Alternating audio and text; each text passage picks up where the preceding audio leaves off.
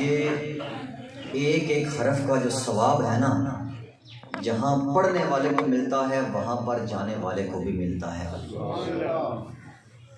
تھوڑے تھوڑے کہ جو میرے برآمدے دی وچ کافی جگہ خالی ہے، مہربانی فرما کے تھوڑا جا ٹائم ہے تے اگے تشریف لے وہ تاکہ جڑے پچھوں آ رہے ہیں انہاں واسطے آسانی ذرا رہے۔ جڑے جوان لوگ نے نا کہ آ جو بشک، جڑے چھاویں بہ سکتے ہیں، ٹھنڈ برداشت کر سکتے ہیں کہ آ جائیں۔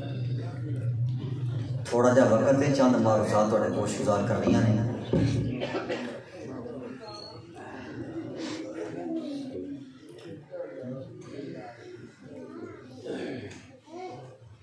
انسان جب دنیا سے چلا جاتا ہے اس کے دنیاوی اعمال کا سلسلہ تو رک جاتا ہے، جو وہ براہ راست کام کرتا تھا، عمل کرتا تھا اور ان کا ثواب انسان کو ملتا تھا، لیکن جب دنیا سے چلا جاتا ہے تو پھر بھی ایسے کام ہیں اگر دوسرے لوگ کریں تو ان کا ثواب جانے والے کو ملتا رہتا ہے، ان کو قبر میں ثواب پہنچتا رہتا ہے۔ کثیر احادیث مبارکہ ہیں، کثیر احادیث مبارکہ جو اس بات کو ثابت کرتی ہیں کہ جب بندہ مر جائے، فوت ہو جائے، تو اس کے مرنے کے بعد 3 اعمال ایسے ہیں جن کا ثواب انہیں پہنچتا رہتا ہے۔ سب سے پہلے صدقہ جاریہ، کہ انسان نے اپنی زندگی میں کسی کے لیے پانی کا بندوبست کیا، کسی کے لیے راستہ بنوایا، کسی کے لیے مسجد بنوائی، کسی مدرسے کے ساتھ تعاون کیا، تو جب بندہ چلا جائے، جب تک لوگ ان چیزوں سے استفادہ کرتے رہیں گے جانے والے کو اجر ملتا ہے۔ دوسرے نمبر پر علم نافع، انسان نے قرآن پڑھا، احادیث پڑھی اور لوگوں کو پڑھائی، قرآن پڑھایا، جب تک لوگ وہ قرآن کی تلاوت اس سے پڑھنے کے بعد تلاوت کرتے رہیں گے، احادیث پڑھتے رہیں گے، ان پر عمل کرتے رہیں گے، جانے والے کو قبر میں ثواب ملتا رہے گا۔ تیسری اور اہم چیز، پہلی 2 چیزوں میں مشکل ہو سکتی ہے کہ بندہ پسماندہ تھا، غریب تھا، صدقہ نہیں کر سکا اور علم حاصل بھی نہیں کر سکا، تو اب تیسری ایسی چیز ہے کہ جس کا ثواب اسے ہر صورت میں ملتا ہی ملتا ہے۔ نیک اولاد، نیک صالح اولاد جب اپنی ماں یا اپنے باپ جو دنیا سے چلے گئے ہیں ان کے لیے دعائیں مغفرت کرتے ہیں نا، احادیث مبارکہ میں آتا ہے، میرے پاک نبی نے فرمایا اللہ اس جانے والے سے جو دنیا سے چلا گیا ہے، اللہ فرماتا ہے کہ اب تمہارا ایک درجہ بلند کر دیا گیا ہے، تمہارا ایک درجہ اونچا ہو گیا ہے۔ اب بندہ پوچھتا ہے کہ یا اللہ اب میں نے کوئی عبادت نہیں کی، کوئی نیک عمل نہیں کیا، اس کے باوجود میرے مراتب، میرے درجات بلند ہو رہے ہیں، کیا وجہ ہے؟ اللہ فرماتا ہے تیرا بیٹا تیرے لیے استغفار کی دعا کر رہا ہے، اس کے دعا کرنے کی وجہ سے تیرے درجات بلند ہو رہے ہیں۔ ایک بات ذہن میں رکھیں، جو دعا ماں باپ اپنی اولاد کے حق میں کرے نا، اس سے مخلص دعا اور کوئی نہیں کر سکتا۔ جو دعا ماں باپ کی اولاد کے حق میں قبول ہوتی ہے وہ کسی دوسرے کی قبول نہیں ہوتی، ہو جاتی ہیں، لیکن جو خلاص ماں باپ کے لہجے میں، ان کی نیت میں، ان کے دل میں ہوتا ہے وہ دوسرے کے دل میں نہیں ہوتا۔ اور جو دعا اولاد اپنے ماں باپ کے لیے مانگ سکتی ہے وہ کوئی دوسرا نہیں مانگ سکتا۔ ہم میں سے اکثر ایسے لوگ ہوں گے جو اس نیت سے آئے ہوں گے کہ بھئی اگر نہ گئے تو جعفر صاحب کہیں گے کہ میرا باپ مرا ہے، یہ نہیں آیا، پل پہ نہیں آیا، نصر صاحب کہیں گے، اسکندر صاحب کہیں گے، اکثریت ایسی ہوتی ہے۔ میں یہ نہیں کہتا کہ سارے لوگ ایک جیسے ہیں، نہیں، لیکن جو بندہ آیا کچھ دنیا داری کے لیے اور کچھ آئے ہیں اللہ کی رضا کے لیے کہ کل ہم پر بھی وقت آئے گا، اگر آج ہم کسی کے لیے ہاتھ اٹھاتے ہیں تو کل کو ہمارے لیے بھی ہاتھ اٹھانے والے موجود ہوں گے۔ لیکن جو بچے دعا مانگتے ہیں جس خلوص کے ساتھ اور جس درد کے ساتھ ابھی ان کے بیٹے بیٹیاں ان کے لیے قرآن شریف پڑھ رہے ہیں، وہ کوئی دوسرا نہیں پڑھ سکتا، تو اس کا پڑھنے کا ثواب جو ہے وہ جانے والے کو ضرور ملتا ہے، اس کے درجات بلند ہوتے رہتے ہیں۔ لیکن اس کے لیے ضروری ہے کہ اولاد کی تعلیم و تربیت ایسے کی جائے کہ وہ جانے کے بعد بھی یاد کرتے رہیں، ایسا نہ ہو کہ وہ قبر میں رکھنے کے بعد بھول جائیں کہ ہمارا کوئی باپ بھی تھا، ہماری ماں بھی تھی، ہمارا بہن بھائی تھا، وہ یاد بھی رکھیں، ان کے لیے استغفار کریں، قبروں پر جانا چاہیے، ان کے لیے دعا مانگنی چاہیے۔ یہ کوئی بدعت شرک نہیں ہے، احادیث مبارکہ سے ثابت ہے۔ سرکار نے فرمایا کنتو نہیتکم عن زیارت القبور فزورها فإنها تذکر الآخرہ. یہ جو قبریں ہوتی ہیں نا یہ آخرت کی یاد دلاتی ہیں. فرمایا کہ جس کا دل سخت ہو نا، سخت، جس کو غصہ زیادہ آتا ہو، جس سے زیادتی ہو جاتی ہو، وہ موت کو یاد کیا کرے، اس کا دل نرم ہو جائے گا. سرکار کی بارگاہ میں ایک عورت آئی، کہنے لگی یا رسول دل بڑا سخت ہے، کوئی نسخہ بتائے دل نرم ہو جائے. تو آپ نے فرمایا موت کو یاد کیا کر، تیرا دل نرم ہو جائے گا. نبی علیہ الصلوۃ والسلام باہر گئے تو دیکھا اونٹ چر رہے ہیں. اونٹ تو ایک جو اونٹ ہے نا وہ کبھی ایک اونٹ کے ساتھ مستی کرتا ہے، کبھی دوسرے کے ساتھ کرتا ہے، کبھی تیسرے کے ساتھ کرتا ہے، کبھی چوتھے کے ساتھ کرتا ہے. وہ نہ چر رہا ہے نہ چرنے دے رہا ہے. ہوتے ہیں نا معاشرے میں کچھ لوگ جو اوور ایکٹیو ہوتے ہیں، جو زیادتیاں بھی کر جاتے ہیں، مذاق مذاق میں برداشت کرنی پڑتی ہیں. تو سرکار نا اس اونٹ کے قریب جا کر اس کے کان میں کہا کہ بھئی تجھے موت بھی آنی ہے، تجھے موت بھی آنی ہے، سدا اس طرح کی بہار نہیں رہنی. اب وہ ایسا رکا، ایسا کھڑا ہوا کہ اس کے بعد نہ اس نے کھایا نہ پیا، موت کے خوف سے، اور کچھ دنوں بعد وہ مر گیا موت کے خوف سے. تو جس انسان کا دل سخت ہو نا وہ موت کو یاد کر لیا کرے، اس کا دل نرم ہو جائے گا. ہمیں سے اکثر لوگوں کے دل سخت ہوتے ہیں. ہم کوئی فیصلہ کرتے وقت سوچتے نہیں ہیں کہ اس فیصلے کا دوسروں پر کیا اثر پڑے گا. یہ تمام معاملات زندگی ہیں جن کا آئے دن ہم سے واسطہ پڑتا رہتا ہے. تو اپنے دلوں کو نرم کرنے کے لیے موت کو یاد کرنا چاہیے. میرے پاک نبی علیہ الصلوۃ والسلام نے فرمایا کہ موت کو یاد کیا کرو، قبروں پر جایا کرو. کنتو نہیتکم عن زیارت القبور. آپ نے فرمایا کہ جب میں نے اعلان نبوت نہیں فرمایا تھا نا تو میں تمہیں قبروں پر جانے سے منع کیا کرتا تھا کہ قبروں پر نہ جاؤ. کیوں نہ جاؤ؟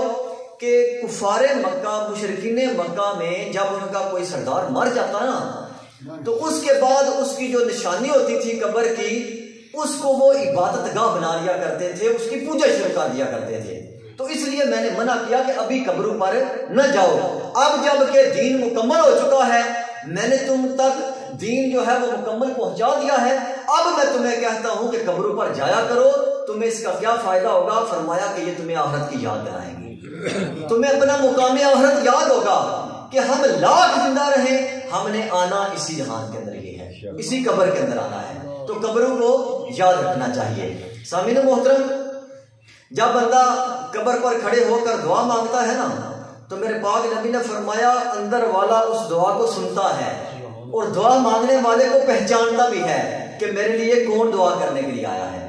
اس لیے قبروں پر جانا یہ فضول نہیں ہے، کبھی کبھار اپنے ماں باپ کی قبروں پر چکر بھی لگانا چاہیے. آخری حدیث مبارکہ اس ضمن میں پیش کر کے نا اپنے موضوع کی طرف آتا ہوں کہ میرے پاک نبی نے فرمایا کہ جو بندہ مومن شب جمعہ اور جمعرات کی درمیانی رات کو، درمیانی شام کو اپنے والدین، والد یا والدہ یا دونوں کی قبروں پر جا کر ان کے لیے دعائے مغفرت کرتا ہے نا، کوئی بیٹا یا بیٹی یا بھائی کوئی بھی ان کے لیے مغفرت کی دعا کرتا ہے، آپ نے ارشاد فرمایا اللہ تعالیٰ ان کی دعا کی طفیل نہ صرف اس قبر والے کی مغفرت فرماتا ہے بلکہ دعا مانگنے والے کے گناہ بھی معاف فرما دیتا ہے. تو یہ دعا مانگنا سرے سے ہی فائدہ مند ہے، اس کا کوئی حرج نہیں ہے. اور ہر وقت انسان کو اپنے رب سے مانگتا ہی رہنا چاہیے، اس کا منگتا بن کے رہنا چاہیے. اللہ تعالیٰ ضرور دعائیں قبول فرماتا ہے. اللہ تبارک و تعالیٰ کا ذکر کرنے والا اور نہ کرنے والے کا متعلق سرکار نے ارشاد فرمایا مثل الذی یذکر اللہ و مثل الذی لا یذکر اللہ کمثل الحی والمیت. اللہ کا ذکر کرنے والا اور نہ کرنے والے کی مثال ایسے ہے جیسے ایک زندہ اور مردہ کی مثال ہے. میرے پاک نبی نے فرمایا کہ جو اللہ کا ذکر کرتا ہے وہ زندہ ہے، جو ذکر نہیں کرتا وہ مردہ ہے، چاہے وہ چلتا پھرتا آپ کو نظر کیوں نہ آئے. اب ذکر اللہ کی مختلف صورتیں ہیں. نماز بھی اللہ کا ذکر ہے، تلاوت قرآن بھی اللہ کا ذکر ہے، باقی اس کی حمد و ثنا بیان کرنا یہ بھی اللہ کا ذکر ہے. اس کے بڑے فائدے ہیں. حضرت عبداللہ ابن مسعود رضی اللہ تعالیٰ عنہ فرماتے ہیں کہ جب بندہ دنیا سے چلا جائے گا نا قیامت والے دن، انسانوں کو جو سب سے زیادہ حسرت ہوگی نا کسی بات پر وہ پریشان ہوں گے، وہ اس بات پر ہوں گے کہ جو وقت اللہ کے ذکر کے بغیر گزرا ہے نا اس پر وہ افسوس کریں گے کہ ہمارا جو وقت بغیر اللہ کے ذکر کے گزرا ہے وہ کیوں گزرا ہے. ہمیں اس کے اندر بھی اللہ کا ذکر کرنا چاہیے تھا. نبی صلی اللہ علیہ وسلم نے ارشاد فرمایا کہ اللہ تبارک و تعالیٰ کو دو قسم کے بندے، دو قسم کی چیزیں بڑی پسند ہیں. کون کون سی؟ فرمایا کہ سب سے پہلی چیز جو اللہ پاک کو پسند ہے وہ اس کا ذکر کرنے والی زبان ہے، جو ہر وقت اس کا ذکر کرتی رہے. اور دوسرے نمبر پر فرمایا اس کا شکر کرنے والا دل میرے مالک کو بڑا پسند ہے. اگر ہم کسی کو نماز کے لیے کہتے ہیں کہ بھئی نماز پڑھا کرو، تو کچھ لوگ جواب دیتے ہیں کہ بھئی ابھی بہت وقت ہے، بڑھاپے میں جائیں گے تو پھر نماز پڑھ لیں گے. قرآن کی تلاوت کر لو، اپنے بچوں کے فرائض سے فارغ ہوں گے تو پھر قرآن کی تلاوت شروع کر لیں گے، پھر نیک اعمال کریں گے، پھر ہم حج بھی کر لیں گے، عمرہ بھی کر لیں گے. ابھی ہم پر ذمہ داریاں بہت ہیں. ہر انسان کے دل میں یہی ہوتا ہے کہ مجھ پر ذمہ داریاں بہت ہیں، ابھی میں کچھ بنا لوں، اپنے بچوں کے لیے کچھ اکٹھا کر لوں.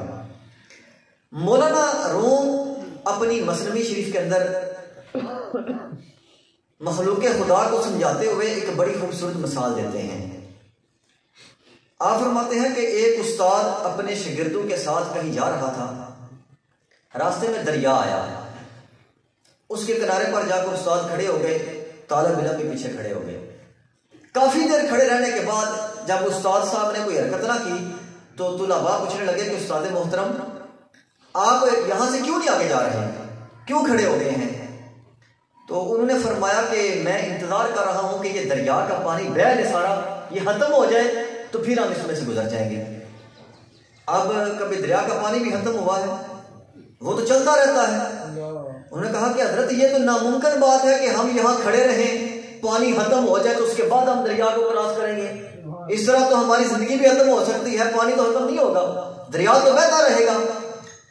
تو آپ نے فرمایا کہ جس طرح اس دریا کا ختم ہونا ناممکن ہے، اسی طرح انسان کے جو زندگی میں معاملات ہیں ان کا ختم ہونا ناممکن ہے. وہ ختم نہیں ہوں گے، انسان ختم ہوگا. آپ دیکھیں کہ یہاں سے ایک بندہ شہر جاتا ہے، تیاری کرتا ہے کہ میں گھر کے لیے سامان لے آؤں، رستے میں ہارٹ اٹیک ہوتا ہے، بندہ فوت ہو جاتا ہے، معاملات وہیں پر رہ گئے، زندگی ختم ہو گئی. ہر بندہ ہر روز اپنے نئے کاموں کی ترتیب دیتا ہے کہ میں نے آج یہ کام کرنے ہیں، لیکن تقدیر میں اس کی موت لکھی ہوتی ہے، بندہ چلا جاتا ہے، معاملات ختم نہیں ہوتے. انہوں نے فرمایا کہ یہی مثال ہے انسان کی زندگی کی کہ اگر اس کے دل میں یہ ارادہ ہے نا کہ میرے معاملات، میرے دنیاوی کام ختم ہو جائیں گے پھر میں نماز شروع کروں گا، تو پھر انسان کبھی بھی نماز پڑھ سکتا نہیں. نماز فرض ہے اور جو رزق ہے نا وہ اللہ کے ذمہ کرم پر ہے. اس نے یہ پہلے دن سے وعدہ کیا ہوا ہے کہ میں تمہیں رزق دوں گا. اگر وہ پتھر کے اندر ایک کیڑے کو ہر روز رزق مہیا کرتا ہے تو جو اس کی مخلوق چلتی پھرتی ہے باہر اس کو رزق نہیں دے گا. لیکن ہماری یہ خام خیالی ہے، ہم مادیت پسند ہیں. ہم کہتے ہیں کہ اگر ہم نے کچھ کام نہ کیا، کچھ حاصل نہ کیا تو ہماری اولاد بھوکی مار جائے گی. ہمیں کچھ کرنا چاہیے، کچھ اکٹھا کرنا چاہیے. لیکن آپ نے دیکھا کہ جتنے لوگ زیادہ دولت اکٹھی کرتے ہیں وہ ان کو کوئی نفع نہیں دیتی، ان کے پچھلوں کو ہی نفع پہنچاتی ہے. جتنا بھی انسان، لیکن اس کا حساب جو دولت اکٹھی کی ہے نا، کروڑوں روپے جو بینک بیلنس ہے، جو جائیدادیں ہیں، ان کا حساب اس بندے نے دینا ہے جس نے وہ اکٹھے کیے ہیں، جس نے کمائے ہیں. جن کو بنا بنایا مل گیا ہے وہ اس پیسے کا حساب نہیں دیں گے. حساب اس نے دینا ہے جس نے وہ اکٹھا کیا ہے. اس سے سوال کیا جائے گا کہ بھائی بتا مال کہاں سے اکٹھا کیا، کہاں پر خرچ کیا. اگر تو نیک کاموں میں خرچ کیا ہوگا تو پھر اللہ کی رضا حاصل ہو جائے گی. لیکن اگر اللہ کی رضا کے لیے خرچ نہ کیا ہوگا، اکٹھا کیا ہوگا اور اس لیے سے اکٹھا کیا ہوگا کہ میری اولاد کے کام آئے، تو پھر وہ مال انسان کے لیے وبال جان بن جائے گا. نبی پاک صلی اللہ علیہ وسلم نے فرمایا، قرآن پاک کے اندر بھی آتا ہے کہ جو لوگ اپنا مال اکٹھا کر کے رکھتے ہیں نا، سینت کے رکھتے ہیں اور اس میں اللہ کی راہ میں خرچ نہیں کرتے، اس میں سے زکوٰۃ نہیں دیتے، صدقہ نہیں دیتے، تو میرے پاک نبی نے فرمایا قیامت والے دن اس مال کو اکٹھا کر کے اس کے ساتھ اس انسان کی پشت داغی جائے گی. اس کو آگ بنا کر اس کے پیچھے لگایا جائے گا کہ یہ دیکھو یہ وہ مال ہے جس کو تم دنیا میں اکٹھا کیا کرتے تھے۔ تو انسان کو اس زندگی کو غنیمت سمجھنا چاہیے کہ یا اللہ جو تم نے زندگی عطا فرمائی ہے یہ میرے لیے غنیمت ہے، دوسری زندگی انسان کو نہیں ملے گی۔ اللہ کے پاک پیغمبر کے پاس اسرائیل آئے، آ کر کہنے لگے کہ آپ کے جانے کا وقت آ گیا ہے۔ انہوں نے کہا کہ جب میری موت کا وقت آئے نا تو مجھے کچھ عرصہ پہلے بتانا، کچھ عرصہ پہلے بتانا۔ اب وقت گزرتا گیا، اسرائیل علیہ السلام آ گئے، آ کر کہا کہ آپ کے جانے کا وقت ہو گیا ہے۔ فرمانے لگے کہ بھائی میں نے کہا تھا کچھ عرصہ پہلے بتانا۔ تو اسرائیل علیہ السلام نے کہا کہ میں نے اپنے 3 قاصد بھیجے تھے آپ کے پاس۔ کون کون سے؟ انہوں نے کہا کہ جب آپ کے بالوں میں پہلی سفیدی آئی تھی تو وہ میرا پہلا قاصد تھا، کہ اب سفیدی شروع ہو گئی ہے، اب اپنی موت کی تیاری شروع کر دو، اب وقت دور نہیں ہے۔ دوسرا وقت تب آیا تھا جب تمہاری جوانی ڈلنے لگی تھی، جوانی ڈل رہی تھی۔ اور تیسرا وقت تب آیا تھا جب تمہاری کمر سیدھا چلنے کے قابل نہیں رہی تھی۔ 3 قاصد تو ہر انسان کے پاس آتے ہیں۔ پھر فرمایا کہ ابھی نہیں جانا چاہتا، اللہ کی بارگاہ میں چلے گئے، کبھی ابھی موسیٰ علیہ السلام نہیں آنا چاہتے۔ اللہ پاک نے فرمایا کہ جا کر کہو کہ آپ بچڑا جو ہے نا اس کی کمر کے اوپر، پیٹھ کے اوپر ہاتھ پھیریں، جتنے بال آپ کے ہاتھ کے نیچے آئیں گے نا اتنے سال آپ اور زندہ رہ جائیں۔ اسرائیل علیہ السلام آئے، آ کر کہا کہ آپ اس بچڑے کے کمر کے اوپر ہاتھ پھیرے، جتنے بال آپ کے ہاتھ کے نیچے آئیں گے اتنے سال آپ اور زندہ رہ سکتے ہیں۔ فرمایا اس کے بعد فرمایا پھر موت ہے، 1000 سال جی لے پھر بھی موت ہے۔ فرمایا کہ پھر ٹھیک ہے، اگر پھر بھی موت ہے تو ابھی جانے کے لیے میں تیار ہوں۔ 1000 سال انسان دیے، جانا پھر بھی انسان نے ہے۔ کوئی 100 سال جی لے، کوئی 50 سال جی لے، کوئی بچپن میں چلا جائے، جوانی میں چلا جائے، بڑھاپے میں چلا جائے، ہر انسان نے ایک دن اپنے اللہ کی بارگاہ میں حاضر ہونا ہے۔ لیکن کامیاب ہے وہ انسان جس نے اپنی زندگی اللہ کے بتائے ہوئے طریقے کے مطابق گزارنی، اس کے رسول کی سیرت پر چلتے ہوئے گزارنی۔ آپ دیکھیں کہ جن لوگوں نے اللہ کو یاد رکھا، اللہ کی یاد میں زندہ رہے، اس کے رسول کی محبت میں زندہ رہے، آج بھی ان کا چرچا دنیا میں موجود ہے۔ آپ رات کے 2 بجے بھی داتا دربار پر چلے جائیں نا تو آپ کو دن کا سما محسوس ہوگا، رات محسوس نہیں ہوگی، اس لیے کہ انہوں نے اپنی جو زندگی ہے وہ اللہ کی رضا کے مطابق گزاری ہے۔ یہ میں نے جنازے پر بھی بیان کیا کہ اسلام جو ہے نا، اسلام اس کا مطلب ہی یہ ہے کہ انسان اپنی رضا کو خدا کی رضا پر قربان کر دے۔ جب انسان اپنی رضا کو قربان کر دیتا ہے، اپنی رضا دفن کر دیتا ہے، پھر وہ اللہ کی بارگاہ میں مقبول ہو جاتا ہے۔ پھر وہ جیسا بھی زندگی گزارے اللہ تبارک و تعالیٰ اس کی زندگی کو قبول فرماتے ہیں، اس کے اعمال کو قبول فرماتے ہیں۔ سامعین محترم، انسان دنیا میں رہتا ہے، جب اس کا آخری وقت آتا ہے نا تو پھر وہ سوچتا ہے کہ کاش میں نے زندگی اللہ کے احکام کے مطابق گزاری ہوتی، اس کے فرامین کے مطابق گزاری ہوتی۔ پھر وہ جب دنیا سے چلا جاتا ہے تو خواہش ظاہر کرتا ہے کہ ایک دفعہ اگر مجھے مہلت مل جائے، مجھے زندگی مل جائے تو پھر میں جا کر دنیا میں نیک کمال کروں گا۔ لیکن ایسا ہونا ممکن نہیں، زندگی ایک ہی بار ہے اور یہ خدا کی امانت ہے، اس کو اللہ کی رضا کے مطابق ہی گزارنا چاہیے۔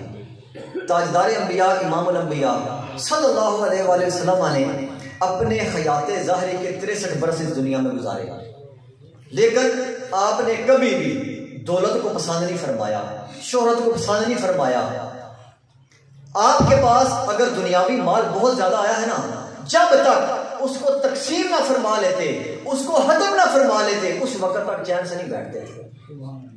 ایک جنگ کے موقع پر بہت زیادہ مال غنیمت ہاتھ آیا، مسجد نبوی شریف میں اس کے ڈھیر لگ گئے۔ آپ فجر کی نماز ادا کرنے کے بعد اس ڈھیر کے اوپر بیٹھے اور مال تقسیم کرنا شروع کیا۔ ظہر کی نماز تک آپ نے سارا مال اللہ کی راہ میں تقسیم کر دیا، کوئی مال نہ بچایا۔ اور آپ نے ارشاد فرمایا کہ اے میرے صحابہ، اگر اس مال کی کوئی حیثیت ہوتی نا، اس دنیا کی کوئی حیثیت ہوتی تو اللہ سب سے پہلے اپنے پیغمبروں کو عطا فرماتا۔ دنیا میں سب سے افضل اور اعلیٰ مقام انبیاء کرام کا ہوتا ہے، لیکن اب تمام انبیاء کی سوانح عمری پڑھ کے دیکھ لیں، زندگی کے شب و روز پڑھ کے دیکھ لیں، میرے پاک نبی کے گھر میں کئی دن تک چولہا نہیں جلا۔ غزوہ خندق کے موقع پر جب خندق کھود رہے تھے تو ایک صحابی آپ کی بارگاہ میں آئے، انہوں نے پیٹ سے کپڑا ہٹایا اور دکھایا کہ یا رسول اللہ پیٹ خالی ہے اور اس کے اوپر پتھر باندھ رکھا ہے تاکہ پیٹ بھرا ہوا ابھرا ہوا نظر آئے۔ دیکھنے والا کہے کہ پیٹ اس کا بھرا ہوا ہے، میرے پاک نبی نے جب اپنے پیٹ سے کپڑا ہٹایا تو 2 پتھر باندھے ہوئے تھے کہ میرے صحابی کے دل میں یہ نہ آئے کہ خود تو سیر ہو کر کام کر رہے ہیں، میں بھوکا ہوں۔ یہ میرے پاک نبی کی تعلیمات ہیں۔ آپ نے 2 پتھر دکھائے اور فرمایا اگر دنیا کا مال اس کی کوئی حیثیت ہوتی نا، اس کے اندر کوئی ویلیو ہوتی تو یہ جو مدینہ کے ارد گرد پہاڑ ہے نا مٹی کے، میں ان پر ہاتھ پھیرتا یہ سارے سونے کے بن جاتے ہیں، میں جہاں سے چاہتا سونے کی مٹھی بھر لیتا۔ لیکن آپ نے فرمایا میرے صحابہ میں نے اس دنیا پر آخرت کو ترجیح دی ہے، ہم آخرت کو پسند کرنے والے ہیں، اس دنیا کو ہم پسند نہیں کرتے۔ تاجدار انبیاء امام الانبیاء صلی اللہ علیہ وآلہ وسلم تشریف لے جا رہے تھے، بازار کے اندر سے گزر رہے تھے، کافی رش تھا، آپ کے صحابہ آپ کے ساتھ تھے، تو آپ نے چلتے چلتے دیکھا کہ راستے میں نا ایک بکری کا مرا ہوا بچہ پڑا ہے جس کے چھوٹے چھوٹے کان ہیں۔ آپ اس کے پاس کھڑے ہو گئے، امت کو درس دینے لگے، سبق دینے لگے۔ فرمایا کہ اے میرے صحابہ یہ جو بکری کا مرا ہوا بچہ پڑا ہے تم میں سے کوئی ایسا ہے جو مجھ سے 1 درہم میں لے لے؟ کوئی بندہ ہے جو 1 درہم میں مجھ سے خرید لے؟ تو صحابہ نے عرض کیا یا رسول اللہ یہ مرا ہوا ہے، یہ حرام ہو چکا ہے، اس کو 1 درہم میں لے کر کیا کرے گا؟ آپ نے فرمایا چلو 1 درہم میں نہیں لیتے تو اس کو مفت میں ہی لے لو۔ تو انہوں نے کہا یا رسول اللہ اگر یہ زندہ ہوتا تو پھر بھی اس میں عیب تھا، اس میں عیب یہ تھا کہ اس کے کان چھوٹے ہیں، پھر بھی کسی نے نہیں لینا تھا، اب تو ہے ہی مردہ، ہم تو اس کو مفت میں بھی نہیں لیتے۔ آپ نے فرمایا مجھے قسم ہے پیدا کرنے والے کی، میرے رب کی نظر میں اس دنیا کی مثال اس مرے ہوئے بکری کے بچے سے زیادہ نہیں ہے، جس کے لیے تم دن رات پریشان رہتے ہو، دن رات اس کا مال اکٹھا کرنے میں لگے رہتے ہو، اس کی مثال، اس کی وقت، اس کی حیثیت ایک مرے ہوئے بکری کے بچے سے بھی زیادہ نہیں ہے۔ تاجدار انبیاء امام الانبیاء صلی اللہ علیہ وسلم نے اپنی زندگی کیسے گزاری؟ کبھی کسی کے ساتھ زیادتی نہیں کی، کبھی کسی سے بدلہ نہیں لیا، کبھی کسی کے ساتھ دھوکہ فریب نہیں کیا، ایسے زندگی گزاری جیسے اللہ پاک کا حکم تھا۔ کس لیے؟ تاکہ میری امت کے لیے وہ سبق بن جائے، وہ مشعل راہ بن جائے، وہ اسوہ حسنہ بن جائے، تاکہ ہم اس کے مطابق زندگی گزار سکیں۔ آج ہم دنیاوی مفاد کے لیے، تھوڑے سے مفاد کے لیے اپنے بھائیوں کو چھوڑ دیتے ہیں، ان کے ساتھ ناراضگی اختیار کر لیتے ہیں، دنیاوی جاہ و جلال کے لیے، دنیاوی مقصد کے لیے اپنے رشتہ داروں کے ساتھ قطع طلبی کر لیتے ہیں۔ لیکن اللہ کے نبی کی یہ تعلیمات نہیں ہے۔ حضرت عائشہ صدیقہ رضی اللہ تعالیٰ عنہ سرکار کو وضو کروا رہے تھے، آپ نے وضو کرتے ہوئے ارشاد فرمایا کہ عائشہ آج تم جو مانگو گے تمہیں عطا کیا جائے گا، جو کچھ مانگنا ہے مانگو۔ حضرت عائشہ نے عرض کیا کہ یا رسول اللہ اگر مجھے آپ اجازت عطا فرمائیں تو میں اپنے ابا جان ابو بکر صدیق رضی اللہ تعالیٰ سے پوچھوں کہ میں نے آپ سے کیا مانگنا ہے؟ آپ نے فرمایا جاؤ پوچھو۔ آپ وہاں سے دوڑتی ہوئی اپنے گھر گئی، حضرت ابو بکر صدیق سے جا کر عرض کیا کہ ابا جان آج نبی علیہ الصلوۃ والسلام کا دریائے رحمت جوش میں ہے، آپ نے فرمایا کہ جو کچھ مانگنا ہے مانگ لو میں عطا کروں گا۔ اللہ کے نبی عطا فرما سکتے تھے، اللہ نے آپ کو اختیار عطا فرمایا تھا، آپ کو مختار کل بنا کر بھیجا تھا، آپ جب ارشاد فرما لیتے تھے تو پھر عطا فرماتے تھے۔ حضرت ابو بکر صدیق نے پوچھا کیا واقعی آپ نے ایسے فرمایا ہے؟ جی ایسے فرمایا ہے۔ آپ نے فرمایا اچھا پہلے میرے ساتھ یہ وعدہ کرو کہ جو سرکار جواب ارشاد فرمائیں گے نا وہ تم نے مجھے آ کر ضرور بتانا ہے۔ جی ضرور بتاؤ گی۔ آپ نے فرمایا کہ جا کر سرکار کی بارگاہ میں عرض کرو کہ یا رسول اللہ معراج کی رات جب آپ عرش پر گئے تھے، اللہ کی بارگاہ میں آپ نے راز و نیاز کی باتیں کی تھی، آپ کے درمیان اور رب کے درمیان کوئی پردہ حائل نہیں تھا، تو جو وہ راز کی باتیں ہوئی تھی نا اللہ کے ساتھ، ان راز کی باتوں میں سے ایک بات بتا دیں۔ یہی ہماری دولت ہے، یہی ہماری چاہت ہے کہ آپ ان راز کی باتوں میں سے راز کی بات بتا دیں۔ آپ وہاں سے واپس آئیں، نبی علیہ الصلوۃ والسلام کی بارگاہ میں عرض کیا کہ یا رسول اللہ معراج کی رات آپ نے اللہ کے ساتھ جو راز و نیاز کی باتیں کی تھی نا، ان میں سے ایک راز کی بات بتا دیں۔ نبی پاک صلی اللہ علیہ وسلم دل میں مسکرائے، ارشاد فرمایا کہ اگر راز کی بات بتا دی جائے پھر وہ راز تو نہیں رہتی نا، لیکن عائشہ تجھ سے وعدہ کیا تھا تجھے میں ضرور بتاؤں گا کہ میرے رب نے میرے ساتھ جو باتیں کی ہیں ان میں سے ایک بات کیا ہے۔ آپ نے فرمایا کہ میرے کریم رب نے میرے ساتھ وعدہ فرمایا، میرے ساتھ وعدہ فرمایا کہ اے پیارے محبوب، آپ کا جو امتی دو ٹوٹے ہوئے دلوں کو آپس میں جوڑ دے گا نا، دو ناراض بھائیوں کی آپس میں صلح کروا دے گا، دو ناراض لوگوں کو آپس میں مل کر بٹھا دے گا، یعنی صلح نامہ راضی نامہ کروا دے گا، میرے رب نے مجھ سے یہ وعدہ کیا ہے کہ میں اس بندے کو بغیر حساب و کتاب جنت کے اندر ڈال دوں گا۔ جو صرف صلح کروائے گا، جو دو لوگوں کی آپس میں صلح کروائے گا، جھگڑا ختم کروائے گا۔ آپ بڑی خوش ہوئی، وہاں سے دوڑی ابو بکر صدیق کے پاس آئیں، آ کر عرض کیا کہ ابا جان سرکار نے فرمایا ہے کہ جو بندہ دو ٹوٹے ہوئے دلوں کو آپس میں جوڑ دے گا میرا کریم رب اس کی بغیر حساب کے بخشش فرما دے گا۔ جب آپ نے سنا تو آپ رونے لگ پڑے، ابو بکر صدیق رونے لگ پڑے۔ حضرت عائشہ کہتی ہیں کہ ابا جان بات خوشی کی ہے کہ دو لوگوں کی آپس میں ناراضگی ختم کرو تو اللہ جنت عطا فرمائے گا، اس میں رونے والی کون سی بات ہے؟ تو آپ نے فرمایا کہ عائشہ تو تصویر کا ایک رخ دیکھ رہی ہے، دوسرا نہیں دیکھ رہی، کہ جو تو صلح کروائے گا اللہ اس کو جنت عطا فرمائے گا، بغیر حساب کے جنت میں داخل فرمائے گا، اور جو لوگوں کو آپس میں دور کرتا ہے، جو آپس میں لڑواتا ہے، جھگڑا کرواتا ہے، جو شیطان کا کام کرتا ہے، میاں بیوی کے درمیان جھگڑا کرواتا ہے، اس کا ٹھکانہ کیا ہوگا؟ وہ تو پھر سیدھا دوزخ میں جائے گا نا، اگر یہ جنت میں جا رہا ہے۔ تو ہمیں اس بات پر غور کرنا چاہیے کہ ہماری وجہ سے کسی انسان کا کوئی نقصان تو نہیں ہو رہا، کیا ہم وہ سبب تو نہیں بن رہے جس کی وجہ سے دو لوگ آپس میں دور ہو جائیں؟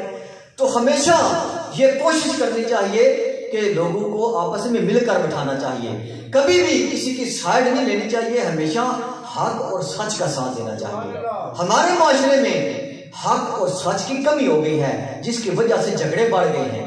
ہمیں پتا ہوتا ہے کہ ایک فریق زیادتی کر رہا ہے، لیکن ہم اپنی دنیا داری رکھنے کے لیے، اپنا تعلق رکھنے کے لیے اس کے حق میں بولتے نہیں، گواہی نہیں دیتے، لیکن کل قیامت والے دن اللہ تبارک و تعالیٰ ان لوگوں کو سخت عذاب دے گا جو جھوٹی گواہیاں دیتے ہیں، سچ کو چھپاتے ہیں، جھوٹ بولتے ہیں، اپنے بہن بھائیوں کا خیال نہیں رکھتے، صلہ رحمی نہیں کرتے، قطع طلبی کرتے ہیں۔ برادران اسلام، ہماری گفتگو کے اندر سب سے بڑی تعلیم اور سبق یہ ہے کہ ہم معاشرے میں امن پیدا کریں، تفرقہ ختم کریں، لیکن ہم نے ان محراب و ممبر کو ایک روزی کا ذریعہ بنا لیا ہے۔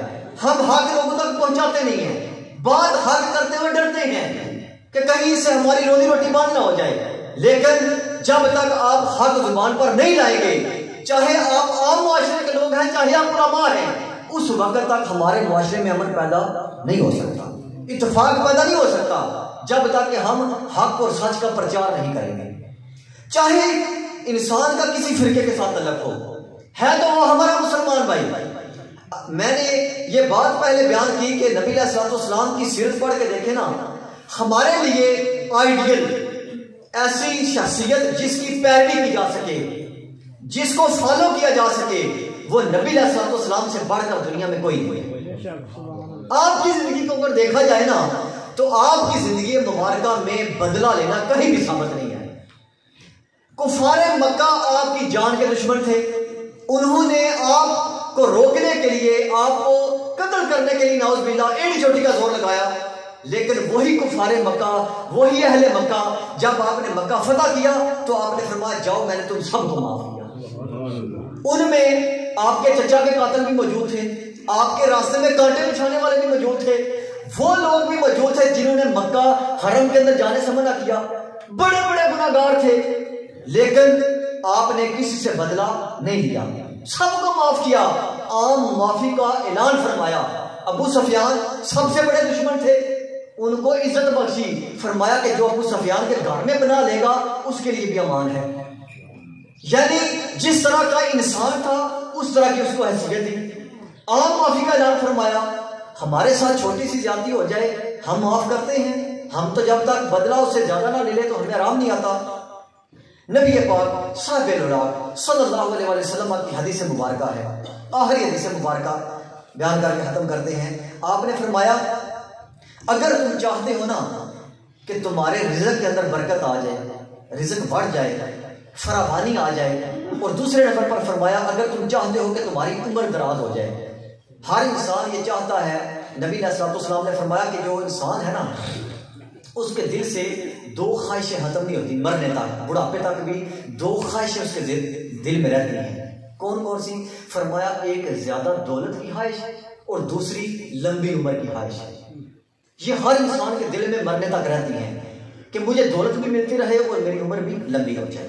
آپ نے فرمایا اگر چاہتے ہو نا کہ تمہیں رزق وافر ملے، عمر بھی لمبی ہو جائے، تو یہ نہیں فرمایا کہ خوراک زیادہ کھانی ہے، ایکسرسائز کرنی ہے یا دولت کمانی ہے، نہیں، فرمایا کہ تم اپنے رشتہ داروں کے ساتھ تعلق جوڑتے رہو، اللہ تمہارے رزق میں بھی برکت فرمائے گا، تمہاری عمر بھی دراز فرمائے گا۔ رشتہ داروں کے ساتھ تعلق جوڑا کرو۔ آج کوئی گھر ایسا نہیں ہے جس کی اپنے بہن بھائی رشتہ دار پڑوسی کے ساتھ لڑائی نہ ہو، ہر کسی کا کسی نہ کسی بات پر جھگڑا موجود ہے۔ لیکن اللہ اکبر، تاجدار انبیاء امام الانبیاء صلی اللہ علیہ وسلم نے ارشاد فرمایا جو بندہ حق پر ہوتے ہوئے دوسرے کو معاف کر دے گا نا، آپ نے فرمایا میرا کریم رب اس کو بغیر حساب کے جنت عطا فرمائے گا۔ حق پر ہے، زیادتی دوسرے کی ہے، پھر بھی کہتا ہے کہ میں نے معاف کیا، میں نے راضی نامہ کیا، فرمایا کہ میرا کریم رب اس کو بغیر حساب کے جنت عطا فرمائے گا۔ ہم دلائل دیتے ہیں کہ نہیں بھی اس کی غلطی ہے، اس سے پوچھا جائے، اس کو سزا دی جائے، زیر کرنے کی کوشش کرتے ہیں، نیچا دکھانے کی کوشش کرتے ہیں۔ لیکن اگر نبی علیہ السلام کی تعلیمات کی طرف دیکھا جائے نا تو ساری زندگی معافی ہی معافی ہے، چاہے کوئی خاص انسان ہے چاہے کوئی عام انسان ہے، سب کے لیے آپ نے معافی کا اعلان فرمایا۔ آخر پر نبی صلی اللہ علیہ وسلم کی ایک حدیث مبارکہ وظیفے کے طور پر، صبر کے طور پر، اپنی زندگی میں آسانی کے لیے، حضرت ام ہانی آپ کی پھپھو زادہ مشیرہ آپ عرض کرتی ہیں یا رسول اللہ مجھے کوئی ایسا وظیفہ بتا دیں جو میں کروں تو میرا رب مجھ سے راضی ہو جائے۔ ہم سب اللہ کو راضی کرنا چاہتے ہیں نا، سب راضی کرنا چاہتے ہیں نا، ہم چاہتے ہیں کہ ہمارا رب ہم سے راضی ہو جائے۔ تو آپ نے فرمایا کہ ام ہانی اگر تو چاہتی ہے نا کہ تیرا رب تجھ سے راضی ہو جائے تو 4 عمل کیا کر۔ کتنے عمل ہیں؟ 4 عمل کیا کر، اپنی زندگی کا وظیفہ بنا لے، تیرا رب تجھ سے راضی ہو جائے گا۔ آپ نے فرمایا اے ام ہانی آپ ایک دن میں 100 بار پڑھا کریں سبحان اللہ۔ کیا پڑھیں؟ سبحان اللہ پڑھا کریں۔ آپ نے فرمایا کہ اگر تو ہر روز 100 مرتبہ سبحان اللہ پڑھے گی نا تو میرا کریم رب تجھے 100 اونٹ قربان کرنے کا ثواب عطا فرمائے گا۔ پھر فرمایا دوسرا وظیفہ یہ کیا کر کہ ایک دن میں 100 بار الحمدللہ پڑھا کر۔ کیا پڑھا کر؟ الحمدللہ، تمام تعریفیں اللہ کے لیے ہیں۔ یا رسول اللہ اگر میں 100 بار الحمدللہ پڑھوں گی تو مجھے کیا ملے گا؟ آپ نے فرمایا تجھے اللہ تعالیٰ 100 غلام آزاد کرنے کا ثواب عطا فرمائے گا۔ تیسرا وظیفہ یہ کیا کر کہ ایک دن میں 100 بار پڑھا کر اللہ اکبر۔ کیا پڑھا کر؟ اللہ اکبر۔ اللہ تعالیٰ ان تسبیحات کا ثواب بھی ہمارے جانے والے مرحوم بزرگوں کو پہنچائے گا۔ 100 بار اللہ اکبر پڑھا کر۔ آپ نے فرمایا اگر تو 100 بار اللہ اکبر پڑھے گی نا تو اللہ تعالیٰ تجھے وہ 100 گھوڑے جو جنگ کے لیے تیار ہوں، ان پر سامان لگا ہوا ہو، وہ اللہ کی راہ میں صدقہ کرنے کا ثواب عطا فرمائے گا۔ اب انسان کے پاس مال ہو تو پھر ہی صدقہ کر سکتا ہے نا، اگر نہ ہو تو کیسے کر سکتا ہے؟ تو یہ وظیفہ ایسا ہے کہ مال ہو نہ ہو اللہ تعالیٰ انسان کو اتنے گھوڑے ثواب کرنے کا ثواب عطا فرماتا رہے گا۔ چوتھا اور آخری وظیفہ، تمام لوگ اس کو وظیفہ بنائیں، معمول بنائیں۔ فرمایا کہ تو 100 بار دن میں پڑھا کر لا الہ لا الہ لا الہ، سارے پڑھو لا الہ الا اللہ۔ اگر تم ہانی ایک دن میں 100 بار لا الہ الا اللہ پڑھے گی نا تو میرا رب تجھے اتنا ثواب عطا فرمائے گا کہ زمین سے لے کر آسمان تک جتنا بھی خلا ہے نا اس ثواب کے ساتھ قرب ہو جائے گا۔ اللہ تبارک و تعالیٰ ہمیں آخری دم تک اپنا ذکر کرنے کی توفیق عطا فرمائے، آخری سانس تک اپنی بارگاہ میں حاضر ہونے کی توفیق عطا فرمائے۔ اللہ ہمارے دلوں میں اپنی عبادت کا ذوق پیدا فرمائے، اپنی عبادت کی محبت پیدا فرمائے۔ اللہ تعالیٰ ہمیں اپنا عشق عطا فرمائے، اپنے پاک نبی کی غلامی عطا فرمائے۔ واخر دعوانا الحمدللہ۔